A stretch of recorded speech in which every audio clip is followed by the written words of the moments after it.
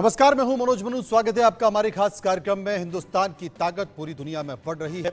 America भी भारत के बिना खुद को पूरा नहीं मानता है, तभी खुद वहां के राष्ट्रपति जो बाइडेन ने प्रधानमंत्री मोदी को स्टेट विजिट के लिए न्योता दिया। और देखिए कैसे प्रधानमंत्री मोदी का अमेरिका में जय जयकार हो रही है। पूरा अमेरिका इस वक्त मोदी में हो चुका है। वहीं अमेरिका और भारत की बढ़ती दोस्ती से चीन घबराया हुआ है। उसकी छटपटाहट का अंदाजा इसी बात से लगाया जा सकता है कि वो अपना विवेक तक खो चुका है। 26/11 हमले के गुनाहगार को आतंकी मानने से चीन ने इंकार कर दिया है। खूंखार आतंकी साजिद मीर को वैश्विक आतंकी घोषित करने के प्रस्ताव को पास नहीं होने के लिए वीटो का गलत इस्तेमाल कर रहा है चीन।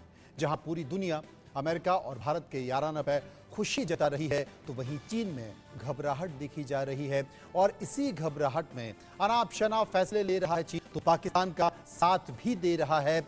एक रिपोर्ट देखिए। इस रिपोर्ट में विस्तार से हमने ये समझाने की कोशिश की है कि आखिर किस तरीके की ये यात्रा है और चीन कैसे अपने पैंतरे बदल रहा है।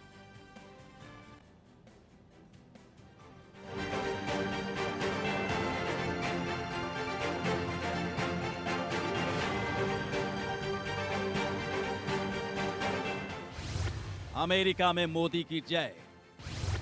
अमेरिका भारत में बढ़ा दोस्ताना। पीएम मोदी का जोरदार शाही स्वागत। दुनिया में हिंदुस्तान की बढ़ी धाक। अमेरिका में हिंदुस्तान के प्रधानमंत्री की धमक से अमेरिका मोदी में। अमेरिका में हमारे देश के प्रधानमंत्री का शाही स्वागत हो रहा है। स्टेट विजिट पर मोदी के स्वागत में अमेरिका न्यौछावर है। हिंदुस्तान की ताकत और समझदारी पर अमेरिका भी फिदा है। तभी तो पीएम मोदी के लिए तालियां बज रही हैं। राष्ट्रपति जो बाइडेन ही नहीं बल्कि एलन मस्क भी मोदी के फैन हो चुके हैं। It was a fantastic meeting with the Prime Minister, and I like him quite a lot. He visited our Fremont factory several years ago, and so we've now known each other for. I can say he really wants to do the right thing for India. He wants to be open. He wants to be supportive of new companies, and obviously, but at the same time, make sure it accrues to India's advantage, which is, obviously that's the job. I'm saying I am a fan of Modi. PM Modi state visit पर है, यानी जिसका न्योता अमेरिकी राष्ट्रपति Joe Biden की ओर से आया है। मोदी की यात्रा का सारा खर्च अमेरिका वहन कर रहा है। ये दौरा इसलिए भी अहम हो जाता है क्योंकि मोदी दूसरे ऐसे भारतीय प्रधानमंत्री हैं जिन्हें अमेरिका ने स्टेट विजिट यानी राजकीय दौरे पर आमंत्रित किया है। मोदी से पहले 2009 में तत्कालीन प्रधानमंत्री डॉक्टर मनमोहन सिंह अमेरिका की स्टेट विजिट पर गए थे। क्या होती है स्टेट विजिट? स्टेट विजिट मतलब हाई रैंकिंग दौरा। अमेरिकी राष्ट्रपति की तरफ से न्योता। अमेरिकी राष्ट्रपति खुद करते हैं मेजबानी। दौरे का सारा खर्च अमेरिका वहन करता है। अमेरिका इस वक्त मोदी में है। राष्ट्रपति बाइडेन मोदी के शाही स्वागत में लगे हैं। और सबसे खास बात, पूरी दुनिया में बस हिंदुस्तान की बढ़ती ताकत के चर्चे हो रहे हैं। बाइडेन के लिए पीएम मोदी इतने खास हैं कि अपने कार्यकाल में फ्रांस और साउथ कोरिया के बाद पीएम मोदी को स्टेट विजिट के लिए आमंत्रित किया। आखिर पीएम मोदी के दौरे की इतनी अहमियत क्यों है? पीएम मोदी का यह छठा अमेरिकी दौरा है। पहली बार राजकीय दौरे पर है मोदी। डिफेंस डील से भारत की ताकत बढ़ेगी।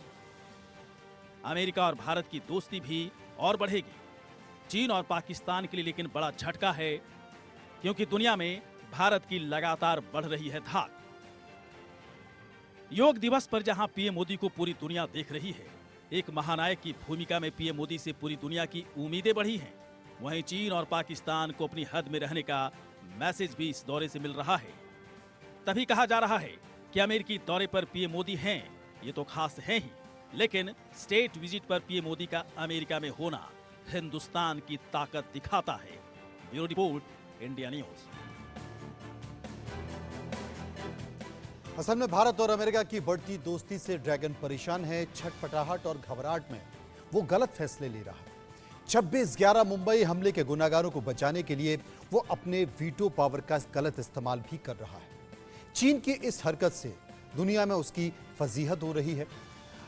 आतंकिस्तान के साथ याराना सरेआम होने की पूरी दुनिया में चीन अब बदनाम हो चुका है।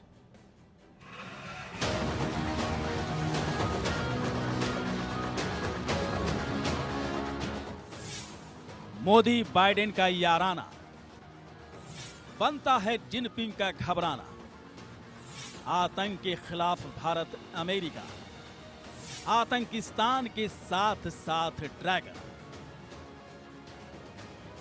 26/11 मुंबई हमला, हिंदुस्तान इस जख्म को कभी भूल नहीं सकता। लेकिन पाकिस्तान और अब चीन दोनों की साजिश सरेआम हो रही है। ये दोनों देश हिंदुस्तान को इस जख्म से बाहर आने देना नहीं चाहते। पूरी दुनिया जानती है कि पाकिस्तान के आतंकी कैसे हिंदुस्तान पर कायराना हमले किए थे। हिंदुस्तान के पास जो सबूत है वो पाकिस्तान की पोल खोल रहा है। आतंकियों की पूरी लिस्ट यूएन को सौंपी गई। अमेरिका भी भारत के गुनहगारों पर लगाम लगाना चाहता, लेकिन भारत अमेरिका की दोस्ती से ड्रैगन इतना परेशान और जलन में है कि वह आतंक पर भी अपनी मुहर लगा रहा है। 26/11 हमले में शामिल पाकिस्तानी आतंकी साजिद मीर पर चीन दया दिखा रहा है। साजिद मीर जो कि 26/11 का गुनाहगार है, लेकिन आतंकी साजिद मीर के साथ है चीन। वैश्विक आतंकी घोषित करने पर चीन की तरफ से अड़ंगा लगाया गया। भारत अमेरिका के इस प्रस्ताव को एक बार फिर चीन ने रोक दिया। जी हां, चीन ने साजिद मीर को वैश्विक आतंकवादी घोषित करने वाले प्रस्ताव को फिर से रोक दिया है। इस प्रस्ताव को भारत और अमेरिका ने पेश किया था। चीन पहले भी साजिद मीर को वैश्विक आतंकवादी घोषित करने वाले प्रस्ताव को रोक चुका है। साजिद मीर अमेरिकी जांच एजेंसी FBI की मोस्ट वांटेड लिस्ट में शामिल है। वहीं पाकिस्तान साजिद मीर की मौजूदगी से हमेशा इंकार करता रहा है। पाकिस्तान का दावा है कि साजिद मर चुका है। क्या वाकई में साजिद मीर जिंदा है या मर गया? जापानी मीडिया का दावा है कि साजिद जिंदा है। FBI का दावा है कि साजिद जिंदा है और हिरासत में है। वहीं पाकिस्तान का दावा है कि साजिद मर चुका है। पाकिस्तान कितना झूठ बोल रहा है उसकी सच्चाई सामने आ चुकी है। यदि आतंकी साजिद मीर मर चुका है तो फिर चीन वैश्विक आतंकी घोषित करने के प्रस्ताव पर रोक क्यों लगा रहा? पूरी दुनिया जानती है कि पाकिस्तान और चीन का याराना किस लेवल का है। तभी तो एक पाकिस्तानी आतंकी को ड्रैगन बचा रहा है। तो जानते हैं कौन है आतंकी साजिद मीर। लश्कर-ए-तैयबा का खूंखार आतंकी है। भारत अमेरिका को पिछले 10 साल से साजिद मीर की तलाश है। 26/11 हमले का गुनाहगार है। लश्कर सरगना हाफिज सईद का करीबी माना जाता है। जहां हाफिज सईद और लश्कर-ए-तैयबा पर संयुक्त राष्ट्र पहले ही प्रतिबंध लगा चुका है। साजिद मीर जैसे खूंखार आतंकी को वैश्विक आतंकी घोषित करने की तैयारी थी, लेकिन चीन ने ऐन वक्त पर फिर से अड़ंगा लगा दिया। मतलब साफ है, अमेरिका और भारत की बढ़ती दोस्ती से ड्रैगन बहुत ही परेशान है और आतंक जैसे मसले पर भी फैसला लेने में वो अपना विवेक पूरी तरह से खो चुका है। Bureau report, India news.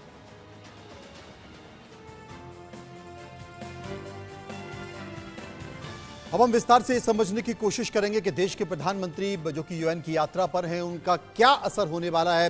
तमाम अंतर्राष्ट्रीय मामलों को लेकर बात चल रही है और एक बेहतर संकेत, बेहतर संदेश देश के प्रधानमंत्री नरेंद्र मोदी ने देने की कोशिश की है योग के माध्यम से, योग डिप्लोमेसी के माध्यम से। सीधे चलेंगे, इस वक्त हमारे साथ जुड़ गए हैं शशि अस्थाना जो कि एक्सपर्ट है, विदेशी मामलों के जानकार हैं, शरेंदु विदेशी मामलों के जानकार हैं, इसके साथ साथ प्रीतम पाल जो कि वरिष्ठ पत्रकार हैं वो भी हमारे साथ जुड़ गए हैं। उनसे भी हम समझने की कोशिश करेंगे। सबसे पहले मैं बात करूंगा शशि अस्थाना साहब से। शशि साहब, अगर देश के प्रधानमंत्री नरेंद्र मोदी विदेश में जाकर दो देशों के बीच बातचीत शुरू कर रहे हैं, उसके पहले अगर वो योग के जरिए पूरे विश्व को एक संकेत दे रहे हैं और वो ये भी बताने की कोशिश कर रहे हैं कि योग का मतलब जोड़ना है, तो सबसे पहले तो संकेत यही हुआ कि हम जोड़ने आए हैं। यानी कि वासुदेव कुटुंबकम की जो अवधारणा है, जो धारणा है, उसको हम आगे बढ़ाते हैं, बाकी सारी चीजें पीछे। बिल्कुल, जो ये संदेश जा रहा है पूरे वर्ल्ड के लिए संदेश जा रहा है, और इस संदेश को अगर आप देखें तो प्रधानमंत्री मोदी ने इसको पेश भी अलग तरीके से किया है जी। उन्होंने साफ कहा है कि इसके ऊपर ना कोई आईपीआर है, ना कोई प्रॉपर्टी राइट है, और ये सबके लिए है। यानी कि जो भी हम कंट्रीब्यूशन कर रहे हैं पूरे वर्ल्ड में, जो भी हम विश्व को हमारा योगदान है, वो सबके लिए है और वो फ्री है। और सब इसी से एक मंशा जाहिर होती है कि भारत जो है वो पूरे विश्व का कोई एक फैमिली मानता है, और पूरी फैमिली की हेल्थ की परवाह करते हुए भारत ने एक ये इनिशिएटिव लिया था 9 साल पहले, और यूनाइटेड नेशंस ने इंटरनेशनल योगा डे इसको डिक्लेयर किया था। ये एक बात। दूसरी चीज ये है कि इससे भारत की सॉफ्ट पावर जिसे बोला जाता है, एक अंदरूनी ताकत वो भी सामने नजर आती है। अभी अगर आप देखें, चाहे कुछ भी दुनिया भर की बातचीत हो रही है, लेकिन 2-3-4 चीजें बिल्कुल क्लियर कट विशेष विदेशी मामलों के हिसाब से नजर आती। पहली बात, चीन का खतरा अमेरिका के लिए भी परमानेंट है, क्योंकि चीन अमेरिका को 2039 तक सुपर पावर नंबर 1 पोजीशन से हटाना चाहता है। तो ये इनकी एक कहा जाता है 100 ईयर मैराथन चलेगी, उनकी एक लेखक ने कहा है। भारत का चीन के साथ में सीमा विवाद है, जो कि इतनी जल्दी हल नहीं होने वाला, और इन कारण से हमारी जो एक तरीके से जो कॉम्पिटिटिव और एडवर्सरी रिलेशन है, वो भी लंबे समय तक चलेंगे। और चीन ने जो अतिक्रमण किया आज से 3 साल पहले, उसने भारत और अमेरिका को और नजदीक ला दिया। अभी कई एग्रीमेंट हम लोगों ने पहले साइन किए थे, जिसे फाउंडेशनल एग्रीमेंट कहा जाता है, जिससे ट्रांसफर और डिफेंस टेक्नोलॉजी आपस में दी जा सके। उसके बाद हम लोग आगे बढ़ते चले गए। पहले हमने DTTI साइन किया, फिर अलग अलग किस्म के, मैं उसको डिटेल में नहीं जाऊंगा, लेकिन इतने सारे एग्रीमेंट साइन हुए, और अब हम उस कगार पे पहुंच गए हैं जब हम बड़े बड़े एग्रीमेंट साइन कर रहे हैं। आज की डेट में वर्ल्ड की सबसे बड़ी एविएशन का ऑर्डर भारत ने दिया है। इतना बड़ा ऑर्डर आज तक किसी कंट्री ने नहीं दिया। उसी मुताबिक अभी बड़ी बड़ी चीजें हो रही हैं। भारत ने एक इंटरनेशनल ईयर ऑफ मिलेट बनाया यूनाइटेड नेशंस के अंदर। इसका आप मकसद समझिए, पूरे वर्ल्ड को कहा गया कि जो महंगे अनाज हैं वो तो पूरी दुनिया खा रही है, और जो सस्ते अनाज हैं, जो गरीब लोग खाते हैं, वो उसका भी एक तरीके से उच्चारण होना चाहिए, उसके ऊपर एक नजर जानी चाहिए, क्योंकि बहुत भुखमरी जो है ये एक बहुत बड़ी समस्या है। और जैसे पॉपुलेशन वर्ल्ड की बढ़ रही है, और ग्लोबल साउथ का जो नेतृत्व है वो भी भारत किस तरीके से कर रहा है, और ग्लोबल साउथ का जो कॉज है, जो उनकी मुसीबतें हैं, जो उनकी प्रॉब्लम है, वो विश्व के सामने किस तरीके से रख रहा है। तो अगर आप देखें, इन सब चीजों को मद्देनजर रखते हुए ये साफ नजर आ रहा है कि प्रधानमंत्री मोदी यूनाइटेड नेशन में जाके, यूनाइटेड नेशन जो कि सबसे बड़ी संस्था है अगर इंटरनेशनल स्तर पे कहा जाए, क्योंकि उसकी मेंबरशिप सबसे ज्यादा है, और वहां जाके एक भारत का झंडा गाड़ देते हैं, महात्मा गांधी की प्रतिमा वहां पर लगा देते हैं, और उसके बाद में ये 2 बड़े ईयर योगा का और इंटरनेशनल ईयर ऑफ मिलेट ये जब करवाते हैं, तो इन सब चीजों से लगता है कि भारत की अंदरूनी ताकत और भारत की जो भावना है वो पूरा विश्व समझ रहा है, और वो आगे बढ़ रही है। मनोज जी, आप रहे हमारे साथ। शरदेंदु इलिज़ाबेथ हमारे साथ मौजूद है, ब्रिगेडियर ने रिटायर्ड, वो हमारे साथ मौजूद है, उनसे हम समझने की कोशिश करेंगे। शरदेंदु जी, आज चीन का चेहरा सामने आ गया, और खुलकर सामने आया, अंतर्राष्ट्रीय मंच पर सामने आया कि वो जिस तरीके से भारत अपने कदम बढ़ा रहा है, अमेरिका के साथ उनकी नजदीकी बढ़ रही है, अमेरिका में भारत और भारत के प्रतिनिधियों को, देश के प्रधानमंत्री को जो सम्मान मिल रहा है, उसकी बौखलाहट इस बात से पता चलती है कि वो साजिद मीर जैसे आतंकवादी के पक्ष में किस तरीके से खड़ा हुआ है। अब मैं ये समझना चाहता हूं कि अंतर्राष्ट्रीय मंचों पर जब तमाम देश इकट्ठे होते हैं तो वो इस बात की चर्चा करते हैं कि आतंकवाद और आतंकवादियों को खत्म करना है, लेकिन साजिद मीर जिसकी आवाज, जिसका ऑडियो भारत सबूत के तौर पर सभी को सुनाता है, बावजूद इसके चाइना उसके समर्थन में खड़ा होता है और उसे बचाने की कोशिश करता है। चाइना की यानी कि चीन की इस बौखलाहट को हम किस तौर पर देखें? देखिए, जब भी इंडिया इंटरनेशनल फोरम में एक अपनी अहम स्थिति के आगे बढ़ता है और जब भी यूएस के साथ उसके बायलैटरल ट्राइज और स्ट्रांग होते हैं और इस विजिट्स में जिस तरीके का जो एजेंडा सेट है, अगर उसको आप मद्देनजर रखें तो नॉट ओनली चाइना, पाकिस्तान में भी बहुत खलबली और चाइना का इंटरेस्ट में डायरेक्ट थ्रेटन होता हुआ नजर आ रहा है, क्योंकि जब बायलैटरल इशू डिस्कस होंगे तो उसमें इंडो पैसिफिक रीजन भी जरूर डिस्कस होगा। और इंडो पैसिफिक रीजन में इंडिया का इंटरेस्ट क्या है, किस तरीके से अमेरिका उस रीजन में और ताइवान को सपोर्ट करता है, ये सारे जो इंटरेस्ट को अगर आप मद्देनजर रखें तो चाइना की बौखलाहट है। चाइना एक ऐसा कंट्री है जो कभी भी इंडो पैसिफिक रीजन में उसका जो आधिपत्य है, जो उसकी हेजेमनी है, उस पर कॉम्प्रोमाइज नहीं करना चाहता है, क्योंकि उसका डायरेक्ट इंटरेस्ट ताइवान में इंटरेस्ट और कई सारे लिटरल स्टेट है, कई सारे आइलैंड है, उस पर वो अपना आधिपत्य जमाता है और वो क्लेम करता है। अगर इंडो और इंडिया और यूएस इंडो पैसिफिक रीजन में Japan, south Korea, Philippines, Vietnam का एक ग्रुप बनाते तो ये पूरी तरीके से स्ट्रैंगल करते हैं चाइना को, लिहाजा इससे चाइना में बौखलाहट है। अब चाइना इसको किस तरीके से काउंटर कर रहा है, इसको काउंटर करने के लिए जैसे साजिद मीर का केस है उस पर उसने वीटो लगा दिया, उसको इंटरनेशनल टेररिस्ट नहीं डिक्लेयर करना चाहता है और ये दिखाता है कि उसकी सॉलिडेरिटी पाकिस्तान के साथ है और जो इंडो पैसिफिक रीजन है और एशिया में जो सुपर पावर का स्टेटस जो चाइना एंजॉय करता है और इंडिया उसके कंपटीशन में आ रहा है और हमेशा उसकी हेजेमनी को चैलेंज करता है, चाहे वो मिलिट्री एस्पेक्ट हो, चाहे इकोनॉमिक ग्रोथ हो, चाहे कमर्शियल हो, चाहे एजुकेशन हो, हेल्थ केयर हो, हर एक फील्ड में इंडिया एक डोमिनेंट पावर की तरह उभर रहा है और चाइना इसको बहुत अच्छे से समझता है। आगे आने वाले दिनों में दो कॉम्पिटिटर होंगे वर्ल्ड में, इंडिया और चाइना, और इसलिए हर फ्रंट पे चाइना हिंदुस्तान की मुखालफत करता है, चाहे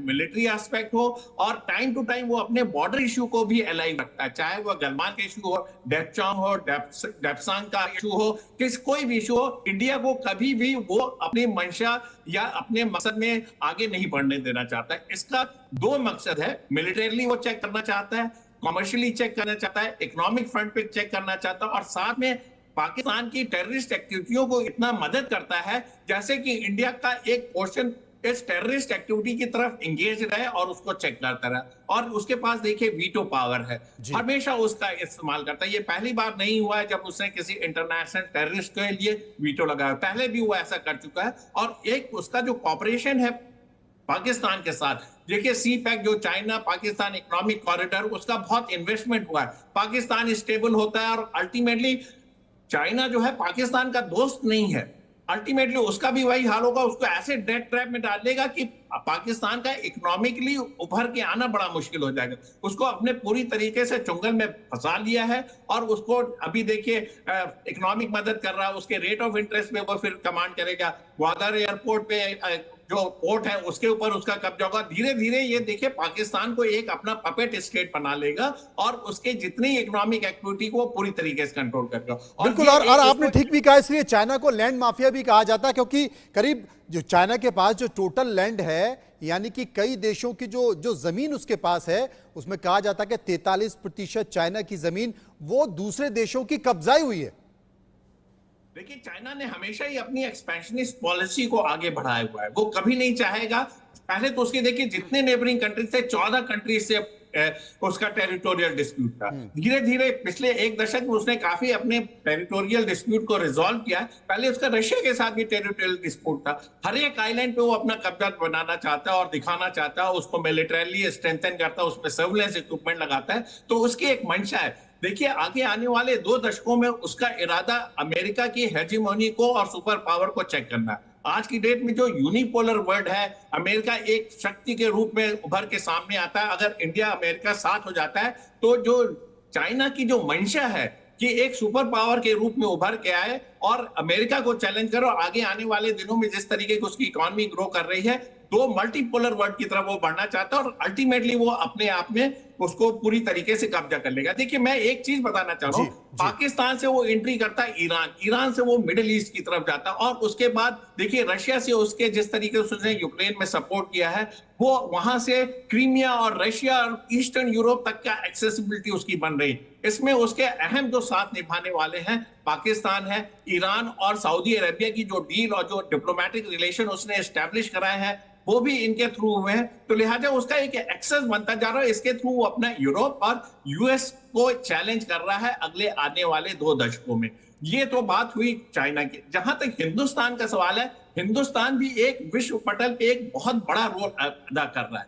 जितनी एक्सेप्टेबिलिटी चाइना की नहीं, उससे 10 गुना ज्यादा आज की डेट में हिंदुस्तान की एक्सेप्टेबिलिटी है। अगर इंडिया इसको कैपिटलाइज करे तो एक बहुत अहम भूमिका निभा सकता है। इसी के मद्देनजर रखते हुए जो आज की डेट में मोदी साहब की और बाइडेन साहब की जो बायलैटरल मीटिंग होंगी, उसमें बहुत सारे इश्यूज डिस्कस होंगे। उसमें इंडो पैसिफिक रीजन डिस्कस होगा, उसमें रशिया यूक्रेन डिस्कस होगा, उसमें इकोनॉमिक पैकेज डिस्कस होंगे, और उसमें इंडिया की डिपेंडेंसी जो रशिया के ऊपर डिफेंस प्रोडक्शन किया, डिफेंस आइटम किया, उसको किस तरीके से कम किया जाए उस पर डिस्कशन होगा। इसी के तहत देखिए किलर ड्रोन की एक डील हुई है। इसी तरीके से GF414 जो जेट टर्बो इंजन है उसकी डील हुई, उसके ट्रांसफर ऑफ टेक्नोलॉजी की बात हुई। तो इस तरीके की जो इंडिया का जो डिफेंस का डिपेंडेंसी है रशिया के ऊपर, उसको कम करने की कोशिश है। और जब इंडो और इंडिया और यूएस एक ग्रुप में आ जाएंगे तो जो चाइना कितने भी कनाइवेंस कर ले, किसी भी कंट्री के साथ आ जाए, उसका जो हेजेमोनिस्टिक पॉलिसी है, उसका जो एक्सपेंशनिस्ट पॉलिसी है, बहुत हद तक चेक हो जाएगा। और जो इंडो पैसिफिक रीजन में जिसमें मैक्सिमम ट्रेड रूट है, सारे वहां से कॉमर्शियल एक्टिविटी वहां से आता है, और जो सी लाइन ऑफ कम्युनिकेशन और मैरीटाइम इंटरेस्ट जो चाइना का उस समय कॉम्प्रोमाइज होगा, वो देखने लायक हो। लिहाजा शायद यही जो परेशानी है, यही जो चीजें हैं जिसे लेकर चाइना परेशान बना हुआ है।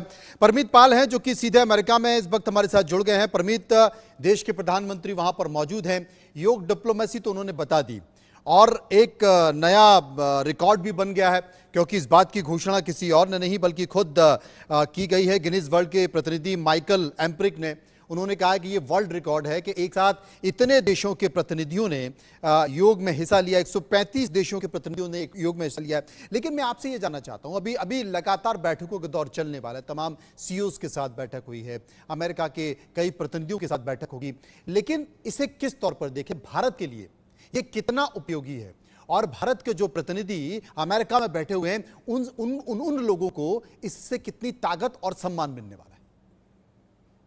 So the yoga, the education element, the CEO forum, these are elements of a soft Indo-US relationship. Because what we're looking at is America attempting to make or agreeing that in a multipolar world, they want India to be one of the most powerful poles. So the soft element, yoga, CEO forum, we'll see a lot of technology understanding, semiconductor chip manufacturing agreements for India. These are the elements, and we will see also agreements on healthcare and education.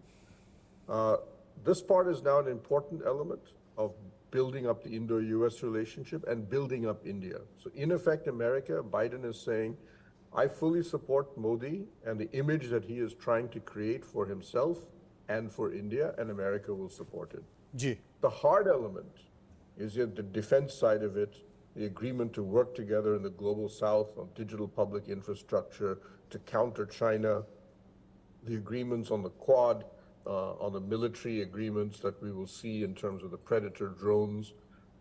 These are the hard elements of the relationship, and the combination together is what will build a new Indo-US relationship between Modi and Biden. जी, तमाम बातों के साथ साथ अपनी बातों को रखने की कोशिश की।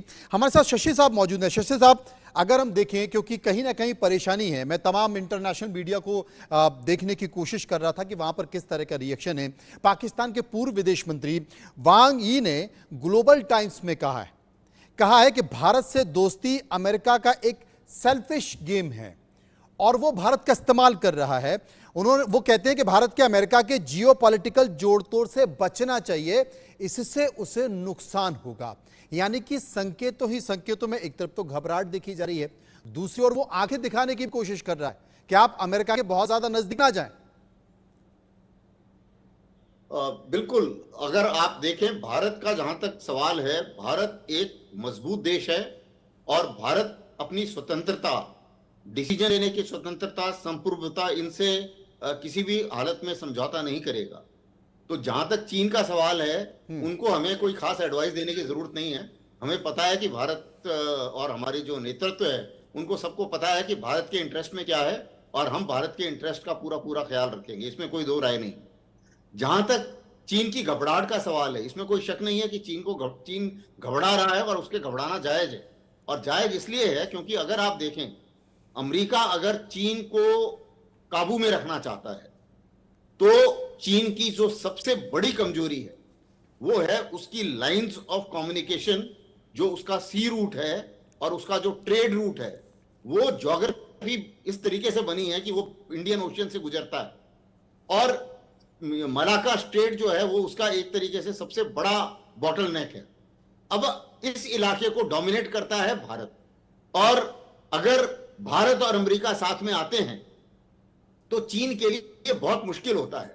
चीन अपने आप को बड़ा बहादुर मानता है और बहुत उन्होंने नेवी भी सबसे बड़ी कर ली है, जो नंबर्स हैं, शिप के नंबर्स हैं, तो वहां पे वो ये सोचता है कि भाई साउथ चाइना सी और ताइवान में तो मैं शायद मुकाबला कर पाऊं।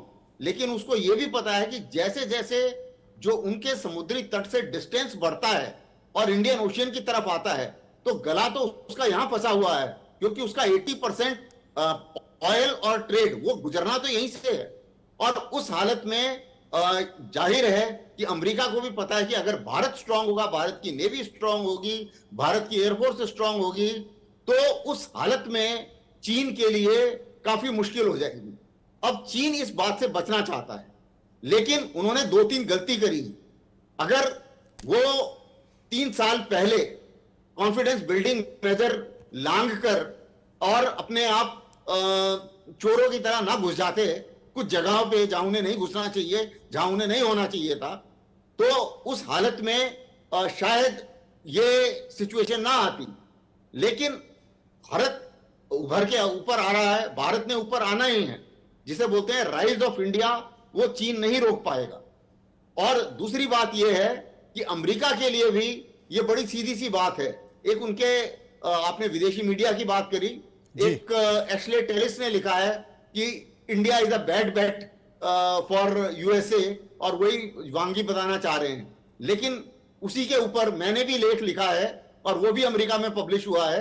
उसमें मैंने बोला it is not a bad bet, it is a inescapable bet for America. तो India is a inescapable bet for America. और कारण यह है कि बिना भारत को लिए चीन का मुकाबला नहीं किया जा सकता। और चीन को यह पता है कि अगर अमेरिका और भारत एक साथ हैं तो उसके लिए बहुत मुश्किल हो जाएगी। और उसका जो ये ग्लोबल फैक्ट्री का तमगा है, ये भी अभी सिंहासन डोल रहा है, क्योंकि मैन्युफैक्चरिंग काफी हद तक भारत में ट्रांसफर होने वाली है और बाकी छोटे छोटे देशों में ट्रांसफर होने वाली है। और जो कोविड के टाइम में उसने दिखाया कि जो उसकी सप्लाई चेन है उसको उसने गलत तरीके से इस्तेमाल करके प्रॉफिट बनाने की कोशिश की, उससे पूरा विश्व भी नाराज है। और वो चाहता है कि एक सप्लाई चेन, अलग सप्लाई चेन हो, चाहे वो मेडिसिन की हो, चाहे वो ट्रेड आइटम्स की हो, चाहे वो हेल्थ की हो, चाहे वो टेक्नोलॉजी की हो, चाहे वो चिप्स की हो। इन सब चीजों में अलग से एक सप्लाई चेन जरूरी है, चाहे वो 5G हो। तो वो ऑल्टरनेट सप्लाई चेन अगर भारत और अमेरिका साथ आते हैं तो एक मजबूत एक तरीके से एक कहा जाए कि एक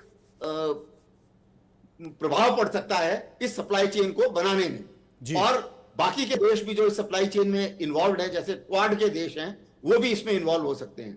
तो ये दौरा भी इंपॉर्टेंट है। चीन के लिए बौखलाहट जाहिर है और बौखलाहट भी नजर आ रही है।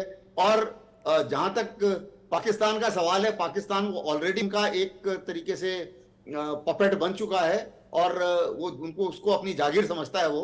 और वो ये भी चाहता है कि किसी तरीके से अगर पाकिस्तान उनकी गेम खेलता रहे और भारत की फौज और उन्नति को थोड़ी सी भी रोक लगती है टेररिस्ट से, तो वो ये चाहेगा कि ये प्रॉक्सी वॉर को में उसकी मदद करे। और वो वही मदद करता है, बाकी मदद तो नहीं कर सकता, लेकिन इनडायरेक्टली यही मदद करना चाहता है कि भाई आप टेक्निकल होल्ड लगा दिए उसको, इंटरनेशनल एक तरीके से सांकेतिक मदद है, लेकिन उसको ये भी पता है कि अगर आप ज्यादा हनीमूनिंग करेंगे इनके साथ, टेररिस्ट के साथ में, तो उनके चीनियों को भी वो गिन गिन के मार रहे हैं ये टेररिस्ट वहां पे पाकिस्तान में। तो ज्यादा दूर नहीं है ये कहानी, उनके गले भी पड़ने वाली है कुछ समय में। जी, शरदेंदु हमारे साथ मौजूद है, उनके पास हम चलेंगे। शरदेंदु साहब, भारत फिलहाल अमेरिका के साथ क्वाड का मेंबर है और बार बार ये चर्चा निकल कर आती है कि क्या वो नाटो का सदस्य बनेगा, लेकिन भारत हमेशा से बचता रहा है, क्योंकि जितने अच्छे संबंध उसके अमेरिका से हैं उतने ही अच्छे संबंध उसके रूस से भी हैं। और भारत में अभी तक 11% हथियारों का जो आयात है वो अमेरिका से हो रहा है। लेकिन इस बार की विजिट में यह भी कहा जा रहा है कि रक्षा संबंधों पर काफी बातचीत होने वाली है, ये यात्रा उस मामलों को लेकर काफी फोकस है। तो नाटो का सदस्य भारत भले ही ना बने, लेकिन उसकी कुछ ऐसी डील हो सकती हैं, ऐसे कुछ उसकी एक दूसरे के साथ ट्रीटी हो सकती है जो करीब करीब नाटो का सदस्य ना बने लेकिन उसके इर्द गिर्द हो। देखिए, मेरा मानना है कि इस तरीके की कोई भी डील हिंदुस्तान की यूएस के साथ नहीं होने जा रही है, चाहे वो नाटो हो या इस तरीके से इसका जो ऑफ शूट होता है उस तरीके की कोई ट्रीटी हो। ये इशू बेस्ड हमारे इंटरेक्शन है यूएस के साथ, क्योंकि इंडिया ने हमेशा ही अपनी एक इंडिपेंडेंट फॉरेन पॉलिसी को एडवोकेट किया है। ये आज से नहीं, इंडिपेंडेंस के बाद से है। देखिए, हम नॉन अलाइंड मूवमेंट के सदस्य थे और बाद में उसको हमने उसकी प्रेसिडेंसी और उसको एक नया मार्गदर्शन दिया। और आज की डेट में भी जब यूक्रेन और रशिया का युद्ध चल रहा है तो इंडिया की एक इंडिपेंडेंट फॉरेन पॉलिसी है, वो इशू बेस्ड है, वो नेशनल इंटरेस्ट को प्रायोरिटी देती है। वो कभी भी अलाउ नहीं करेगी कि अमेरिका का कोई बेस या इस तरीके की कोई संधि पे साइन करे जिससे उसकी सोवरेनिटी और इंडिपेंडेंट थिंकिंग और इंडिपेंडेंट अप्रोच पे कोई आंच आए। तो ऐसा कुछ नहीं होने जा रहा है। डिफेंस डील जितनी भी होंगी वो बायलैटरल होंगी। ये जरूर है कि हिंदुस्तान की डिपेंडेंसी ऑन हार्डवेयर रशिया पे या रशियन ब्लॉक ऑफ कंट्रीज के जो उनके सपोर्टर हैं उन पे कम होनी चाहिए। एक नाटो सदस्य के जो कॉमन हथियार है, कॉमन एम्यूनिशन है, कॉमन हार्डवेयर है, उसका इंडक्शन हो सकता है, उसकी शुरुआत हो रखी है। काफी डिपेंडेंसी रशिया के ऊपर कम हुई है। रीजन ये नहीं है कि हमारा जो भी कंट्री हमें अच्छे मुनासिब और स्टेट ऑफ आर्ट की टेक्नोलॉजी देगा, वेपन देगा, हिंदुस्तान उसके वेपन खरीदने के लिए तैयार रहता है। हालांकि हमारा मानना है कि हम सारे वेपन इंडिजिनसली डेवलप करें, जिससे कि हिंदुस्तान जरूरत के समय पे बाहर विदेशी ताकतों या विदेशी शक्तियों की तरफ ना देखे और उसका खुद का इंडिजिनस प्रोडक्शन इतना स्ट्रांग हो कि वो किसी भी आने वाली इवेंचुअलिटी को ठीक से फेस कर सके। जब तक ये सिचुएशन नहीं हो रही है, आत्मनिर्भर भारत का एक संदेश और आत्मनिर्भर भारत में हिंदुस्तान के डिफेंस प्रोडक्शन में भी काम शुरू हो रखा है। लेकिन जब तक हमें ये स्टेटस नहीं मिलता है जिस तरीके से हम अपनी स्टेट ऑफ आर्ट टेक्नोलॉजी को और वेपन को डेवलप करना चाह रहे हैं, जब तक नहीं होता तब तक इंटरिम मेजर के लिए हम ऐसे डिफेंस डील यूएस के साथ या फ्रांस के साथ या जर्मनी के साथ कर रहे हैं जिससे कि हम उस इंटरिम पीरियड को कवर अप कर सके, स्टेट ऑफ टेक्नोलॉजी को इंपोर्ट कर सके और सारे इंपोर्ट ऑफ जितने भी वेपन का इंपोर्ट हम करते हैं या खरीदते हैं उसमें ट्रांसफर ऑफ टेक्नोलॉजी की बात करते हैं, जैसे कि ये सारी चीजें हिंदुस्तान में बनाई जा सके।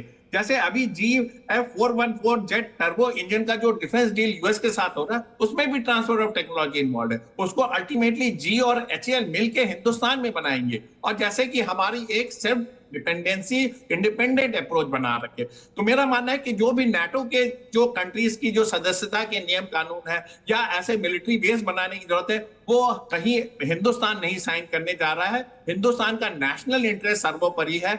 अपने इंटरेस्ट अपनी जरूरत के मुताबिक वो वर्ल्ड फोरम में एक अपनी अहम भूमिका रखता है, एक इंडिपेंडेंट अप्रोच रखता है और आज की डेट में हिंदुस्तान वर्ल्ड को लीड करने की स्थिति में आता जा रहा है। एक तरफ यूएस है, दूसरी तरफ चाइना के इंटरेस्ट है, रशिया और यूक्रेन अपने आप में उलझा हुआ है। आज की डेट में अगर कोई विश्व गुरु के तरह उभर के आ सकता है या विश्व को एक लीडरशिप दे सकता है या पीस का मैसेज दे सकता है तो वो हिंदुस्तान है। इसको हमें कैपिटलाइज करना चाहिए और हमें बहुत एक अहम भूमिका निभानी। यूरोप देखिए पूरी तरीके से अनएम्प्लॉयमेंट और इन्फ्लेशन में ग्रस्त है। अमेरिका का जो वर्ल्ड की जो पकड़ थी वो धीरे धीरे कमजोर होती जा रही, एक वॉइड सा क्रिएट हो रहा है। इसको फिल करने के लिए चाइना बहुत तत्पर है, हिंदुस्तान भी आगे आ सकता है, लेकिन हिंदुस्तान बहुत ही कॉशियस अप्रोच के साथ आगे जा रहा है। वर्ल्ड की सबसे बड़ी डेमोक्रेसी, इतनी बड़ी आबादी, इतने हमारे रिसोर्सेज हैं, ह्यूमन रिसोर्सेज हैं और हमारा जो सॉफ्टवेयर है, हमारा जो हॉस्पिटैलिटी सेक्टर, हमारा जो मैन पावर है, HR इश्यूज है, ये वर्ल्ड को लीडरशिप देने के लिए बिल्कुल तत्पर है। और आज की डेट में हमने हर एक फोरम पे, चाहे वो यूक्रेन और रशिया का मामला हो, इंडो पैसिफिक रीजन हो, ईरान सऊदी अरेबिया के इशू हो, north Korea south Korea, Japan हो, क्वाड हो, हर जगह हिंदुस्तान की अहमियत बढ़ रही है और हर आदमी, हर ब्लॉक ऑफ कंट्री ये चाहता है कि हिंदुस्तान उसका साइड ले। यूक्रेन में भी हिंदुस्तान को अप्रोच किया था कि आप पीस इनिशिएटिव लेके इस एरिया में पीस एस्टैब्लिश करिए। आपकी बात रशिया भी सुनेगा, आपकी बात हम भी सुनेंगे, आपकी बात यूएस भी सुनेगा, आपकी बात टू सम एक्सटेंट जापान भी सुनेगा, चाइना भी सुनेगा। तो एक विश्व गुरु की हमारी स्थिति है, rather than following a NATO और किसी के पपेट या किसी के ट्रेड या एग्रीमेंट को साइन करना जिसमें मिलिट्री डिपेंडेंसी हमारे पास बढ़े, वो हिंदुस्तान के हित में नहीं है और हिंदुस्तान कभी इसको नहीं चाहेगा। हमारी लीडरशिप इसको बहुत अच्छे से समझती है। आगे आने वाले दिनों हम वर्ल्ड पावर में उभर के आ रहे हैं, हमारी पॉपुलेशन सबसे ज्यादा, हमारी इकोनॉमी जिस तरीके से राइज कर रही है, वो दिन दूर नहीं कि हम दुनिया की तीसरी सबसे बड़ी इकोनॉमी होने जा रहे हैं। तो लिहाजा मेरा मानना यह है कि कोई भी ऐसा संधि जो हिंदुस्तान की इंटीग्रिटी सॉवरेनिटी को अफेक्ट करे या कोई ऐसा संधि साइन हो यूएस के साथ जिसमें कि अमेरिका हिंदुस्तान ऐसा नहीं लगता है, ऐसा नहीं लगता है, वो क्योंकि इस तरह की तमाम सारी खबरों को मैं देख रहा था कि रक्षा सौदों पर मोहर लगती है, यानी कि नाटो देशों जैसे रक्षा सौदों पर मोहर लग सकती है, लेकिन आपने कहा कि शायद इस तरह की कोई ट्रीटी नहीं हो सकती। परमित पाल इस वक्त हमारे साथ मौजूद है। परमित, करीब 50 लाख भारतीय हैं, 50 लाख भारतीय हैं जो अमेरिका में रहते हैं। बहुत सारी चिंता है उनके मन में, बहुत सारी परेशानियां हैं, बहुत सारी चुनौतियां भी हैं और उन्हें लेके उन्हें जूझना भी पड़ता है, जिनमें अगर देखा जाए तो सांस्कृतिक संरक्षण है, जिसकी बात अमूमन तमाम एनआरआई करते रहते हैं, पारिवारिक मूल्य हैं, आर्थिक विकास और कारोबारी माहौल है। इन सब बातों के बीच अगर देखा जाए तो पूर्ण दोहरी नागरिकता और सांस्कृतिक सुरक्षा के लिए क्या कोई बात हो सकती है एनआरआई के लिए, जो कि 50 लाख हैं, एक बड़ी संख्या में वहां पर? परमित,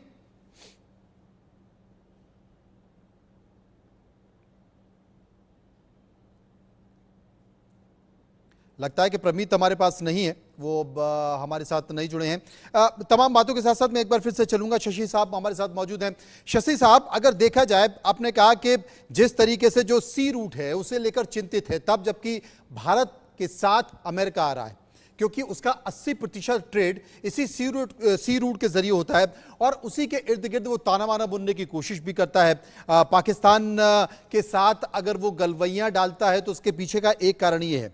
लेकिन अगर भारत के अमेरिका के जियोपॉलिटिकल जोड़ तोड़ को देखा जाए तो चीन ये मानता है कि इससे बचना चाहिए, क्योंकि कहीं ना कहीं उसके संबंधों पर असर पड़ेगा।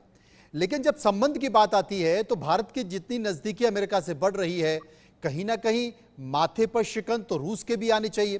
क्या उन संबंधों पर कोई असर पड़ सकता है?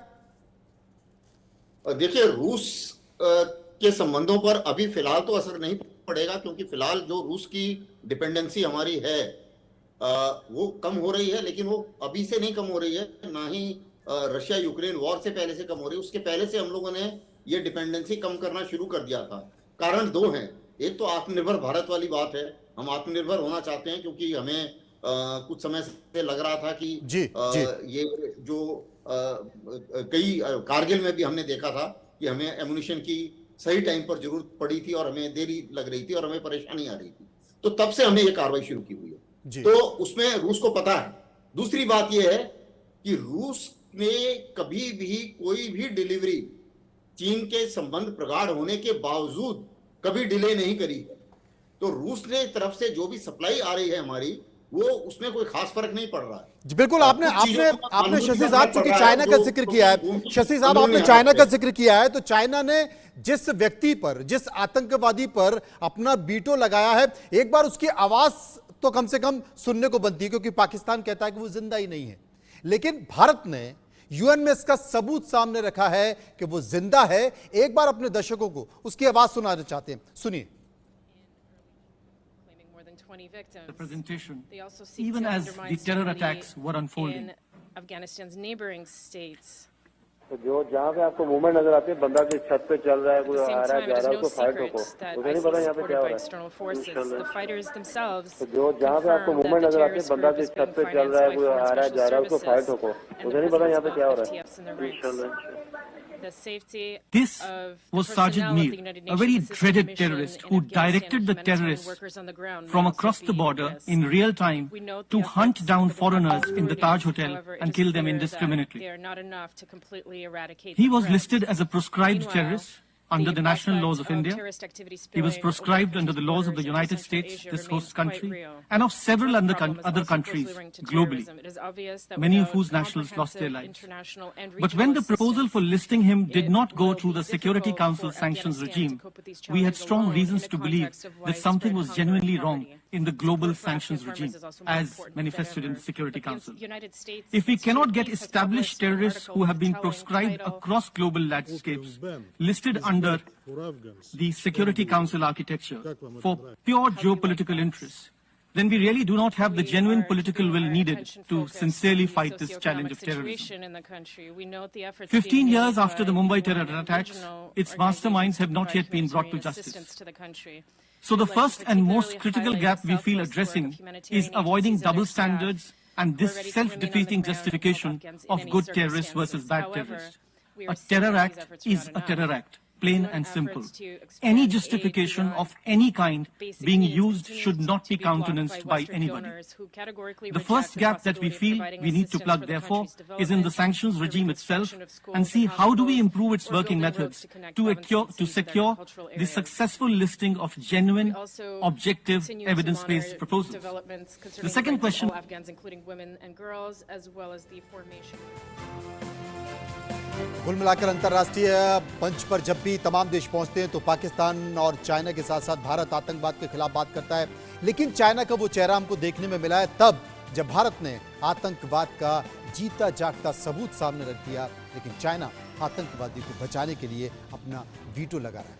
बहुत बहुत शुक्रिया करेंगे सभी मेहमानों का जो इस वक्त मेरे साथ जुड़े हुए थे। रुकेंगे यहाँ पर कुछ पलों के लिए, वापस आएंगे तो फिर से नए सिरे से चर्चा शुरू करेंगे प्रधानमंत्री की यात्रा।